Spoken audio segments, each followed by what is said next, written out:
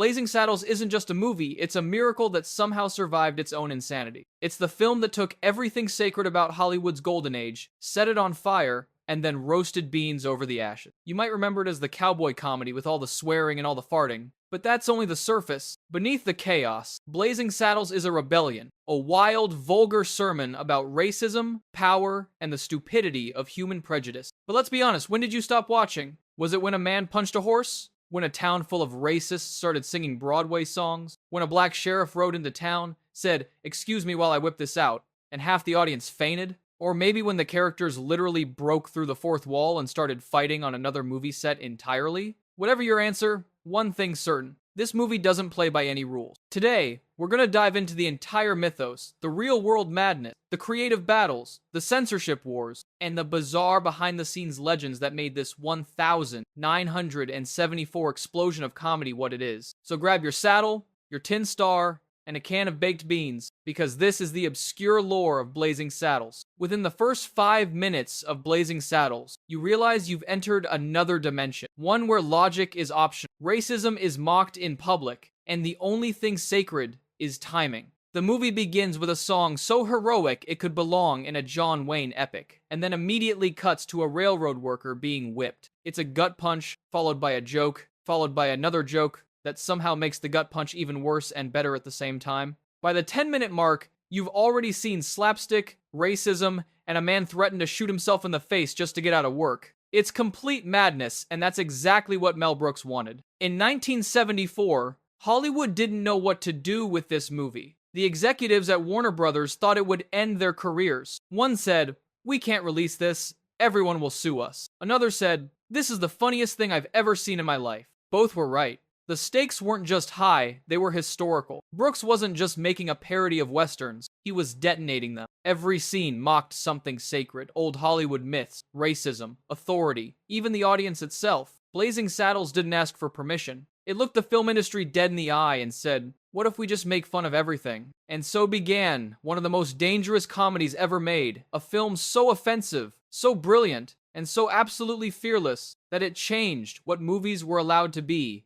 Before there was Blazing Saddles, there was the myth of the American West, and it was clean. Too clean. For decades, westerns ruled Hollywood. John Wayne, Clint Eastwood, Gary Cooper, they weren't just actors. They were living gods, riding through deserts of moral clarity. The West was portrayed as a place of heroes and villains, where good men wore white hats, bad men wore black hats, and nobody, absolutely nobody, broke wind in public. By the late 1962nd, that myth was crumbling. America was knee-deep in war, protest, and disillusionment. The country didn't believe in cowboys anymore. The frontier wasn't a symbol of freedom, it was a symbol of lies. So when a small group of comedy writers decided to write a western, they didn't want to celebrate the myth, they wanted to bury it. Enter Andrew Bergman, the original writer, a film professor who thought, what if the new sheriff of a racist town was black? That was the seed. Simple, absurd, and loaded with enough cultural dynamite to blow a hole through Hollywood. He titled his script Tex X, a play on Malcolm X. Warner Brothers bought it, but didn't know what to do with it. And that's when they called in a man who specialized in blowing things up, Mel Brooks. Brooks was already the comedy god of the 1972nd. He'd made The Producers, a movie about two men trying to profit from a Nazi musical, and somehow,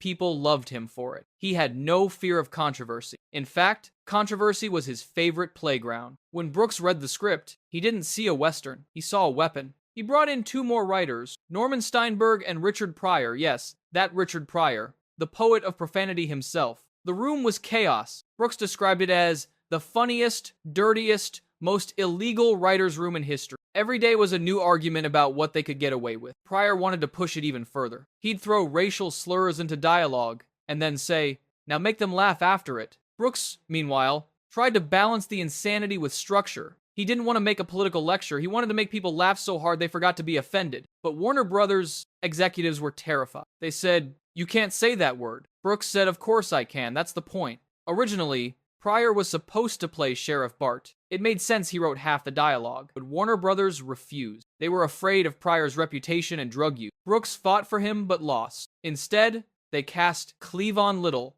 a stage actor with charm, wit, and perfect comedic timing. Pryor told him, don't worry, I'll make sure you sound like me. And he did. Every line, little delivered, carried Pryor's rhythm, a mix of smooth defiance and lethal timing. Then came Gene Wilder as Jim, the Waco Kid, a drunk gunslinger who shoots faster than his shadow. Wilder wasn't supposed to be in the movie either. Brooks originally cast Gig Young, but on day one, Young collapsed from alcohol withdrawal. Wilder showed up at the last minute, read 2 lines, and Brooks said, "You're hired." And that's how comedy history happens by accident. With the cast in place, they started filming in the Mojave Desert. The heat was unbearable, the script changed every hour, and nobody knew if this movie was a masterpiece or a hate crime. But everyone agreed on one thing: it was funny. The story itself sounds simple. A corrupt politician tries to destroy a town by appointing a black sheriff, hoping the townspeople will riot. Instead, the sheriff outsmarts everyone and saves the town. But that's not what Blazing Saddles is about. It's about hypocrisy, about how stupid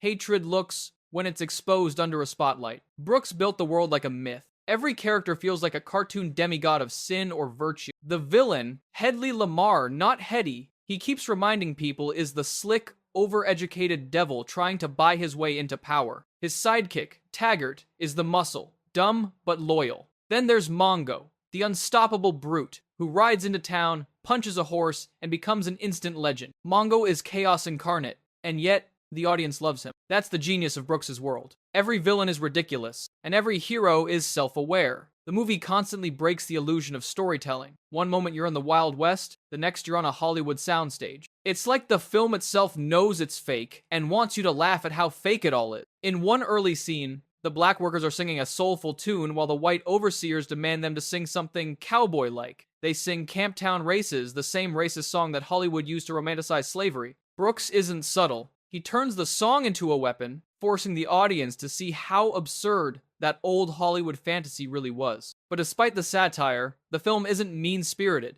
It's self-aware chaos. When Sheriff Bart rides into Rock Ridge, the people's reaction, shock, horror, fainting is so exaggerated it becomes a parody of racism itself. The town literally can't process a black man in a position of power. That's the joke. Brooks didn't want people to feel comfortable. He wanted them to confront how ridiculous bigotry sounds when spoken out loud. The writing process mirrored the chaos on screen. Pryor kept adding new lines. Wilder kept improvising. The actors were laughing so hard between takes they had to reshoot scenes. During one session, someone suggested cutting the famous bean fart campfire scene. Brooks said no. If I can get America to laugh at farts and racism in the same movie, I've done my job. The campfire scene became symbolic of the entire film, something natural, something human, something forbidden on screen until Brooks made it funny. It was the breaking of one of Hollywood's oldest taboos. You could show murder, war, and lust, but not flatulence. Brooks thought that was stupid, so he put it in, and audiences howled. When production wrapped, Warner Brothers executives were still terrified. They screened it for test audiences, expecting outrage. Instead,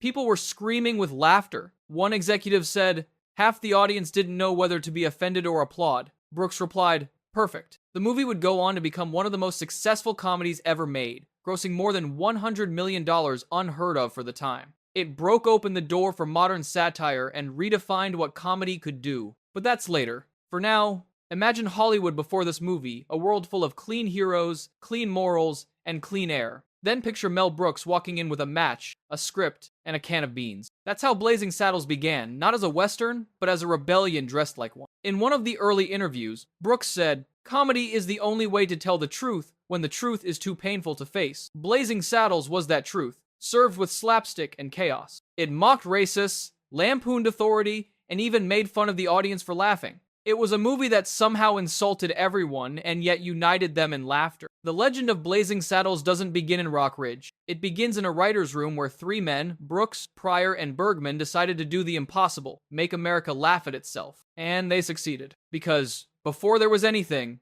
before there was Airplane, or Family Guy, or South Park, there was Blazing Saddles, the cosmic explosion that changed comedy forever. If Blazing Saddles had gods, they weren't the ones from Olympus, they were Mel Brooks, Richard Pryor, and Gene Wilder. Each one represented a different cosmic force of comedy, chaos, truth, and calm. Mel Brooks was the god of chaos, a man who believed the only way to deal with evil was to laugh at it until it disappeared. He didn't write movies to be polite, he wrote them to explode in people's faces. To him, laughter was like dynamite. Every time he used it, something fake or hypocritical went up in flames. Then there was Richard Pryor, the prophet of pain turned into humor. He didn't joke around racism, he joked through it. He could make people laugh about things that normally made them angry or ashamed. His voice cut through comfort like a razor, and even though he didn't get to play Sheriff Bart, his writing bled through every scene. Every smirk, every comeback, every line where Bart outsmarts a racist mob, that's Pryor's rhythm. He turned suffering into swagger. And finally,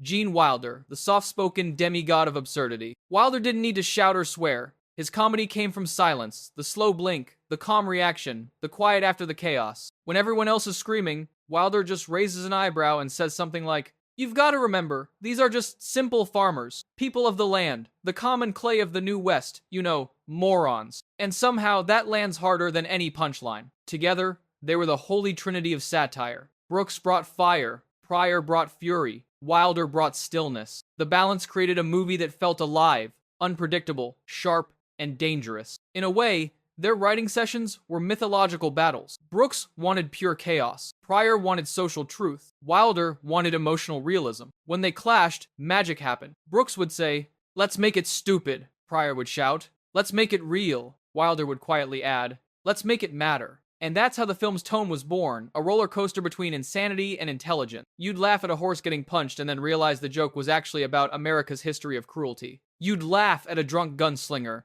then feel something when he says, "I could have been anything, but I just got tired." Brooks didn't invent comedy chaos, he just made it cosmic. He turned fart jokes into political commentary, racial slurs into anti-racist weapons, and slapstick into social critique. That's why Blazing Saddles still feels alive decades later. It's not just funny, it's elemental. The story of Rock Ridge begins like every Western ever made. Dusty town, fearful citizens, and an incoming sheriff who's supposed to save them. Except this time, the sheriff isn't John Wayne. He's a black man named Bart, and that one choice changes everything. The governor, played by Mel Brooks himself, sends Bart to the racist town of Rock Ridge as a joke, hoping the citizens will panic and abandon their homes so a railroad can be built through it. It's a cruel plan, a classic Hollywood villain move, but Brooks flips it. The joke isn't on Bart, the joke's on everyone else. When Bart rides into town, dressed like a proper lawman, the people stare in horror. They literally stop what they're doing, frozen in disbelief. One woman faints, another screams, a man drops his pie.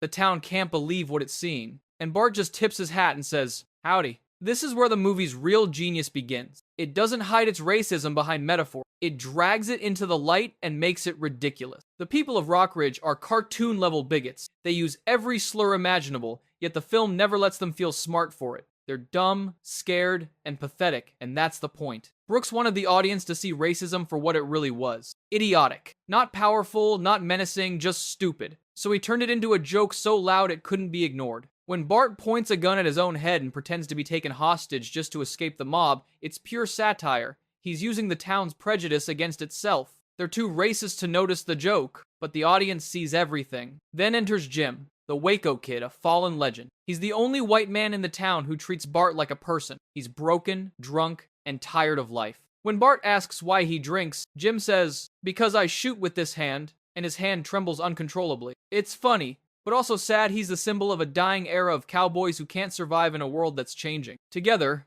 Bart and Jim form one of the strangest buddy duos in film history. A black sheriff and a white outlaw teaming up to outsmart an entire racist town. Their chemistry carries the film. They're not trying to be heroes. They're just trying to survive the stupidity around them. And then there's Mongo, the living weapon. He's hired by the villains to destroy Bart. But when Bart outsmarts him with kindness, giving him a candygram instead of a bullet, Mongo switches sides. That's another hidden message. Bart wins, not by fighting, but by understanding. Mongo's not evil, he's just used by people dumber than he is. Each scene in Rock Ridge feels like a parable, an ancient myth retold through absurd comedy. The townspeople represent ignorance, Bart represents progress. And every time he wins, it's not just for him, it's for every outsider who's ever been underestimated. By the halfway point, Blazing Saddles isn't a Western anymore. It's a full-blown social commentary disguised as slapstick. The railroad, the town, the politics, it's all a mirror of America. And somehow, the mirror is cracking from laughter. Now, if you think the movie itself was wild,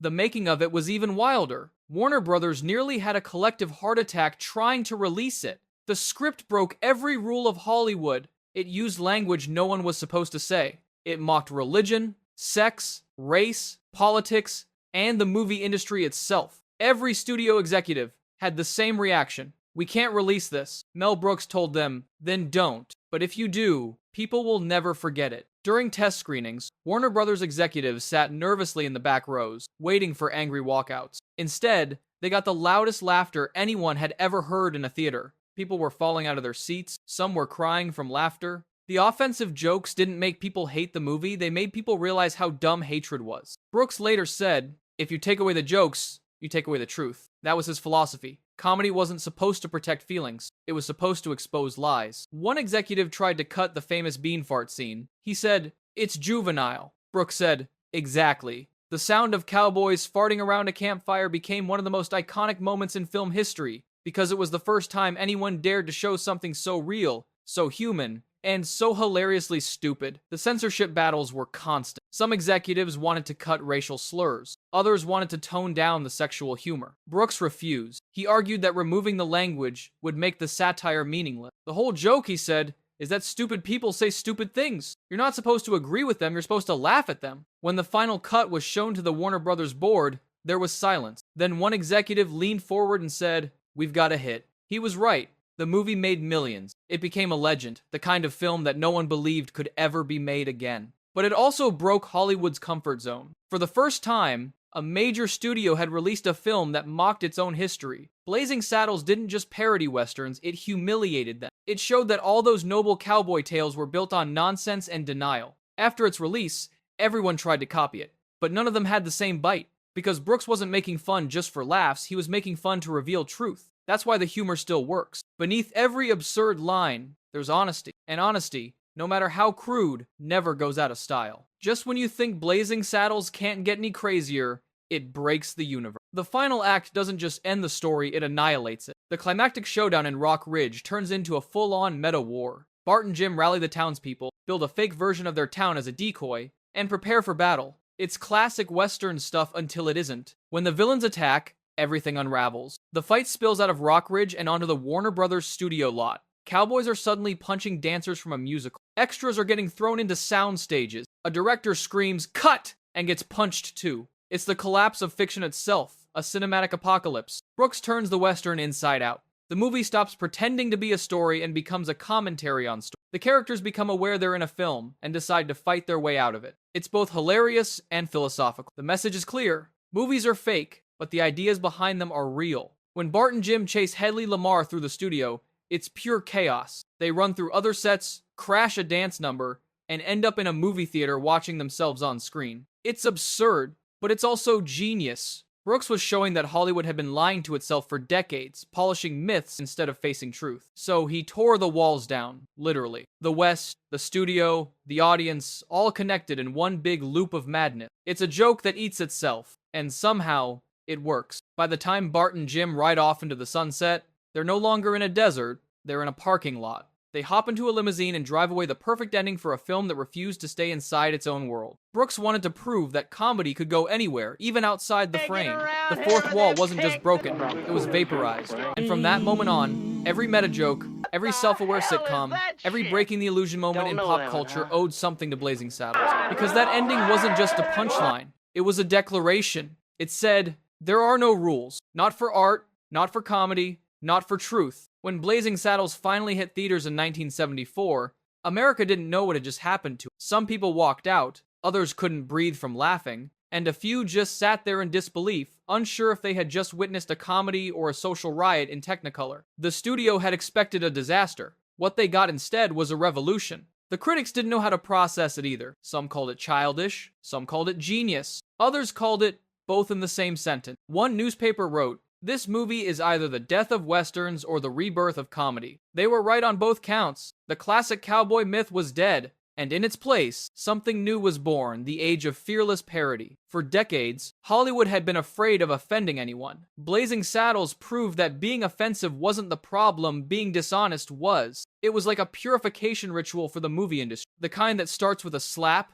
a fart, and a racial slur, and ends with everyone somehow laughing together. Brooks said later, "I wasn't making fun of black people. I was making fun of racists. I just did it so loud they couldn't ignore it." That was the key. The movie didn't mock victims, it mocked stupidity. And it did it so unapologetically that even its harshest critics had to admit it worked. There were attempts to ban it. of course. Some theaters refused to show it. Certain TV networks later tried to censor entire scenes, but by then, it was too late. The audience had spoken. People quoted it, rewatched it, shared it, and laughed harder every time. Blazing Saddles wasn't just a film anymore, it was folklore. Over the years, the movie's cultural weight only grew. It became the forbidden artifact that filmmakers whispered about. You couldn't make it again, everyone said. It was too raw, too fearless, too honest, and that's exactly why it became immortal. It opened the door for movies like Airplane, Monty Python's Life of Brian, The Naked Gun, and even modern TV satire like South Park and The Simpsons. They all owe their DNA to Mel Brooks and his band of chaos gods. Every time you hear a character break the fourth wall, every time a joke mocks power or politics, you're hearing the echo of Blazing Saddles. And yet, underneath all the laughter, there's a strange beauty. Because the film's real message wasn't laugh at everything, it was laugh to survive. In a time when America was divided, angry, and unsure of itself, Brooks made a movie that united people not by agreeing, but by laughing at the absurdity of their disagreements. That's the kind of unity only comedy can build. Blazing Saddles was chaos, yes, but it was purposeful chaos. The kind that burns down lies so the truth can breathe. Like any great myth, Blazing Saddles left behind relics and mysteries, stories whispered through studios, legends told in smoke-filled rooms, and trivia that sounds too strange to be real. Let's dig into them. The first myth, John Wayne. It's said that Mel Brooks offered him a role in the movie, a cameo where he'd walk into Rockridge, hear a racist joke, and walk right back out. Wayne reportedly read the script, laughed, and said, "I can't do that, but I'll be the first in line to see it." It's the perfect alternate timeline, the Duke almost joining the most anti-Western Western of all time. Then there's the legend of the bean fart scene. Supposedly, during post-production, the studio begged Brooks to cut it. They said it was too vulgar, too lowbrow. Brooks refused. He said, "If Shakespeare can have skulls and death, I can have beans and gas." And he was right. It became one of the most iconic scenes in film history. A moment so human, so absurd, that it became holy. Another myth involves the character Mongo, played by Alex Karras. Rumor has it, during filming, he actually punched a stunt horse by mistake while trying to fake the hit. No horses were hurt, but the stuntmen refused to stand near him afterward. Mongo became an instant legend, both on screen and off. And then there's Richard Pryor, the ghostwriter who never made it on camera. In some early drafts, the sheriff's name wasn't Bart, it was Black Bart. Pryor thought it was funnier that way. Brooks agreed, but eventually dropped the black to make the joke cleaner. Yet you can still hear Pryor's fingerprints everywhere.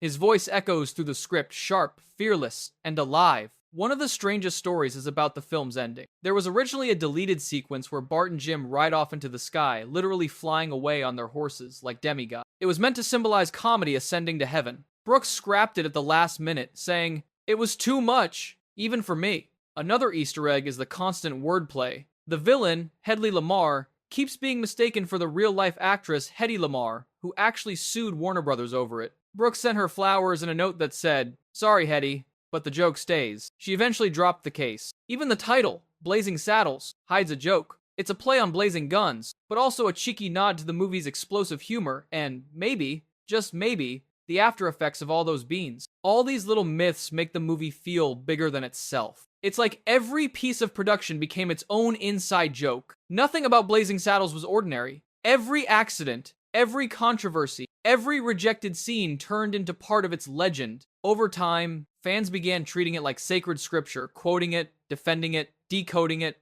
It wasn't just a comedy anymore. It was a cultural artifact, a relic of a world that once dared to laugh at itself without fear. At the heart of Blazing Saddles stands Mel Brooks, part filmmaker, part philosopher, part trickster god. He never set out to make something timeless. He just wanted to make people laugh in a world that had forgotten how. Brooks came from the school of survival. He grew up poor, served in the army, and fought his way through show business with humor as his only weapon. To him, comedy wasn't a luxury, it was armor. That's why Blazing Saddles hits so hard. It's built by someone who knew what it meant to laugh in the face of pain. Brooks believed in two rules: nothing is sacred, and everyone is fair game. That's why his comedies feel alive, because they're honest. In Blazing Saddles, he mocked politicians, priests, bigots, and himself. He played the governor as a complete fool, a man so stupid he can barely sign his own name. That's not just a gag, it's Brooks showing the audience what power really looks like when you strip away the illusion. His genius wasn't just in jokes, it was in balance. For every fart joke, there's a line of poetry. For every insult, there's a moment of kindness. He didn't write villains as monsters, he wrote them as idiots. Because to Brooks, the greatest weapon against evil was ridicule. He once said, "If you make them laugh at the devil, you've robbed him of his power." That's exactly what Blazing Saddles did. It laughed at hate until hate looked stupid. It mocked fear until fear felt small. Brooks didn't just change comedy, he changed courage. He gave filmmakers permission to take risks. He made the world understand that being funny could also be brave. Decades later, when asked if Blazing Saddles could be made today, Brooks smiled and said, "Of course not. That's why it should be." He wasn't joking. He meant that art should always push limits, that once people start saying, "You can't joke about that," it's time to joke about it. Because if you stop laughing at the darkness, it wins. That's the gospel of Mel Brooks. Comedy as truth, humor as rebellion, laughter as survival. And so, we reach the end of the trail. The dust has settled, the laughter has faded, and somewhere in the distance, a lonely cowboy rides into the sunset in a limousine, of course. Blazing Saddles wasn't just a western, it was a mirror. A cracked, dirty, hilarious mirror held up to a country still figuring out what it was. It showed America its reflection, ugly, loud, beautiful, and absurd. And somehow, everyone laughed. That's what makes it special. It didn't unite people by making them agree. It united them by making them laugh together even at things that hurt. Because laughter, when it's honest, doesn't divide. It reveals. It heals. It exposes everything fake and leaves behind only what's real. Decades later, the film still feels dangerous. It still shocks. It still offends. And that's a good thing. Because comedy that offends is comedy that matters. It means it's touching something true. Every generation that watches Blazing Saddles finds something new in it, something they weren't ready for before. For some, it's just a funny old movie with cowboys and beans. For others, it's a lesson, a reminder that the best way to fight hate is with humor. When the credits roll, and you hear that final song echoing, it's not just an ending, it's a reminder that laughter is power, that truth can be funny, and that the wild, chaotic genius of Mel Brooks built something that still rides tall across the desert of time. So, next time you hear someone say they could never make that movie today, smile, because they're right, and that's the whole point. Blazing Saddles wasn't made to be safe. It was made to be remembered, and it was. And that is the obscure lore of Blazing Saddles.